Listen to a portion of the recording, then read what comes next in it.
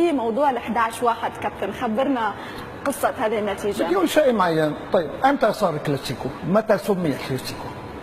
في البداية كما قلنا انه الليغا بدأ سنة 1929 لغاية ما بدأت الحرب الأهلية 1936 واستمرت 3 سنوات لغاية 1939. الفريقان لم يفوز، يعني برشلونة فاز فقط مرة واحدة باللقب بطل الدوري، وريال مدريد مرتين، وبالتالي لم يكونا وحدهما في الساحة. لم يكن هناك كلاسيكو على الإطلاق. بدأت الحرب الأهلية وانتهت 1939. خلال الحرب الأهلية قوات الجنرال فرانكو دخلت إلى إقليم كاتالونيا وقتلت الآلاف، وبالنهاية من ضمن المباني التي هدمت جزء من نادي برشلونة، من استاد نادي برشلونة.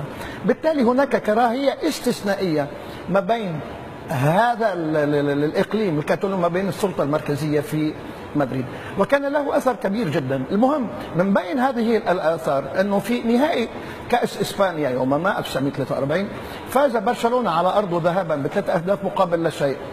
تريد السلطه في مدريد ان يفوز ريال مدريد باللقب، لقب بطل كاس اسبانيا. يقال تم ترهيب اللاعبين داخل غرفه الملابس بواسطه الشرطه العسكريه، وبالتالي مع هذا الترهيب ومع التحكيم ومع انتهت المباراه ب11 هدف مقابل هدف واحد لمصلحه ريال مدريد.